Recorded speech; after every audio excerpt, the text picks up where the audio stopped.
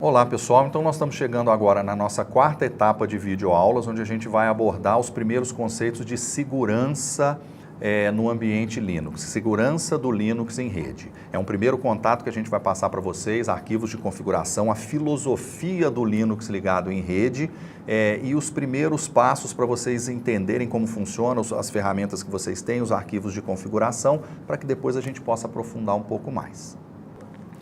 Os mecanismos que a gente tem. Nós temos, por exemplo, o mecanismo TCP/D. Ele oferece mecanismo de registro e controle de acesso para serviços configurados para proteger. É um tipo de firewall. O que seria o firewall? Ele vai monitorar essas portas que os serviços estão usando e aceitar ou não conexões nessa porta. É uma proteção do seu sistema. Ele é um tipo simples e fácil de configurar que pode evitar tipos indesejados de ataque e registrar possíveis tentativas de invasão. Então ele vai monitorar portas e aceitar ou não e anunciar se tiver havido uma tentativa de conexão numa porta que o seu computador, que você não esperava que houvesse. Eu não tenho esse serviço rodando, eu não estou publicando esse serviço e houve uma tentativa de abertura de conexão nessa porta. Então isso possivelmente pode ser o quê? Ou um erro ou uma tentativa maliciosa de invasão. É muito comum, então, você ter no sistema arquivos onde você vai configurar nesses arquivos, são arquivos de texto comum, que você trabalha neles num editor de texto comum, e você coloca ali regras do que é permitido e do que é proibido. Você explicitamente diz o que é permitido e explicitamente diz o que é proibido na sua máquina. Então, existe um diretório ou uma pasta, que é a pasta etc., em diversos sistemas Linux é assim que funciona, e dentro você tem um arquivo, que é um arquivo texto, que é o hosts.allow e o hosts.deny. Esse primeiro, allow, é um arquivo de configuração do programa. Ele configura o TCP/D. O TCP/D, primeiro que eu apresentei, é o agente, é quem age. E ele se baseia nesses dois arquivos de configuração. Ele tem regras descrevendo que hosts têm permissão de acessar um serviço em sua máquina. Então, esse determinado serviço ele pode ser acessado por todos. Esse determinado serviço só pode ser acessado por esse endereço IP ou por os endereços IPs provenientes dessa rede. Então, com isso, é como se você estivesse colocando uma placa na porta de uma sala dizendo aqui só podem entrar pessoas com essa autorização. Você explicitamente diz isso através desse arquivo. Ou você pode também colocar no hosts.deny os computadores que não têm permissão de acessar um serviço em sua máquina. Você pode, na dinâmica de utilização de um servidor, por exemplo, na dinâmica ele observa alguma tentativa de ataque proveniente de um determinado IP e você tem programas rodando que, através do que a gente chama de heurísticas, eles percebem que há uma possibilidade de tentativa de ataque, ele pode inserir o endereço IP de origem nesse arquivo e o seu sistema para de aceitar qualquer conexão até que a situação seja esclarecida e seja resolvida. Então são arquivos de configuração onde você diz o que é permitido e diz o que é proibido. Essa é a filosofia da configuração de segurança. Você tem serviços de proteção, que são processos em execução, e arquivos de configuração. Esses processos se baseiam na configuração que estão nesses arquivos. No caso, o meu computador pessoal não é um computador servidor de rede, então eu até tenho esses arquivos.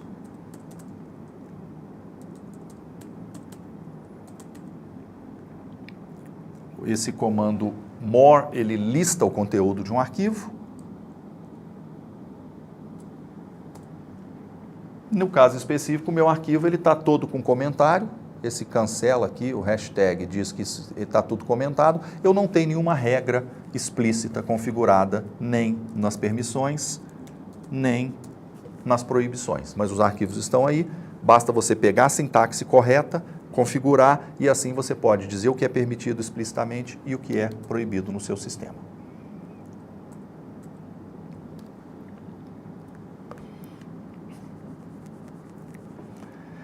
O TCP/D check, TCP/D CHK, ele faz uma verificação de sintaxe para ver se a configuração que está presente no seu arquivo hosts.allow e hosts.deny está feita corretamente. E o TCP/D match, ele simula a tentativa de conexão. Dentro da sua própria máquina, ele finge que está havendo uma tentativa de conexão para ver como que o seu sistema vai se comportar na presença dessa tentativa de conexão. Ou seja, você tá validando se aquela configuração que você fez, se aquelas regras que você fez estão coerentes, estão consistentes. Se eu utilizar, por exemplo, o comando tcpdmatch in.telnet localhost, o que eu estou fazendo? Que consulta que eu estou fazendo?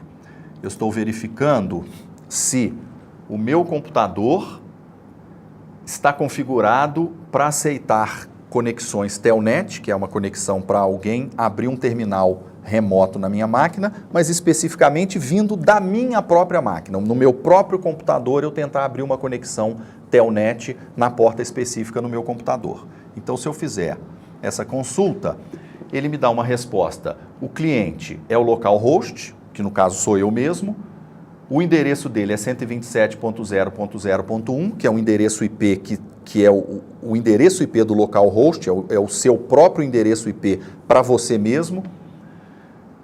O processo é o in telnetd e o acesso é granted, quer dizer, o acesso foi dado. Significa que esse teste que eu fiz com o comando tcpmatch, ele está me dizendo, olha, a sua máquina está autorizando a abertura de telnet se vier dela mesma. O que você pode verificar é o seguinte, você pode fazer esse teste com equipamentos, com IPs externos e serviços que estão no seu computador para verificar quais deles que o seu computador está aceitando ou não, com base nos arquivos de configuração, os dois que a gente acabou de observar. Para a gente finalizar por hoje, vamos dar mais uma olhadinha, por exemplo, nas opções que a gente tem no netstat. Se eu usar o netstat, por exemplo, com esse parâmetro -AN-UP, grep 69, ou seja, eu estou combinando ele com a porta 69, então, o que vai acontecer aqui?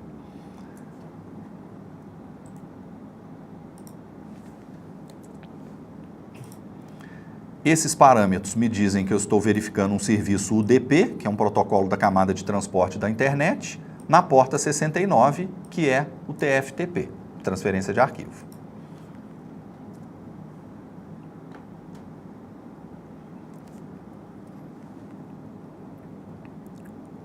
Vou rodar ele como superusuário. Então, como superusuário, o que ele está me dizendo? Que na porta 69 especificamente, eu não tenho conexão. Ou seja, ele até localizou a string 69 através de um 692, que é uma porta que está ligada no IP local, mas não há conexão na porta 69 no serviço TFTP na minha máquina, não há nenhuma conexão UDP na porta 69 na minha máquina. Eu consegui fazer essa verificação. Se eu quiser observar, por exemplo, o ANTP, eu já estou configurando conexões TCP, que é um outro protocolo de transporte da camada 4, com a porta 22 de SSH, que é um acesso a um terminal externo na minha máquina na porta 22. Então, existe alguma conexão aberta na porta 22 da minha máquina? Alguma conexão TCP aberta na porta 22 da minha máquina? Alguém está conectado na minha máquina e, eventualmente, eu posso não saber? Então, você utiliza o comando netstat com parâmetro ANTP, -ANTP, e combina ela com grep do 22, da porta 22. Existe alguma conexão TCP na porta 22? Então, o que acontece? Mais uma vez, ele acha a string 22 aqui no meio, né, de um endereço IP, mas não é propriamente a porta 22. Então, a leitura que eu vejo aqui é o seguinte, não há conexão na porta 22 do meu computador. Ele localiza a string 22, mas não especificamente uma conexão 2.22, que teria que estar perfeitamente nesse ponto aqui. Então, o que acontece? O netstat permite que você verifique as conexões de internet ativas na sua máquina Isso é muito importante porque um usuário malicioso, uma invasão, digamos assim, ela terá acontecido como? O usuário terá acessado um serviço, ele está presente, ele invadiu a sua máquina, como a gente diz normalmente, e aí você tem uma brecha de segurança aí que você tem que conseguir detectar, e essas são algumas das ferramentas que te permitem monitorar isso com base nos arquivos de configuração. Aqui então, gente, está a referência que foi utilizada durante essas 4 videoaulas que a gente trabalhou juntos. Todo o conteúdo que a gente discutiu aqui foi tirado do material da apostila que está na plataforma. Ou seja, aqui foi um primeiro passo nessas 4 videoaulas, agora vocês têm como dar o segundo passo, se aprofundando no conteúdo presente na apostila e praticar o máximo possível. Não deixem dúvidas, interajam com o professor, com o tutor através da plataforma, façam bastante exercícios para que vocês ganhem bastante agilidade nesse ambiente.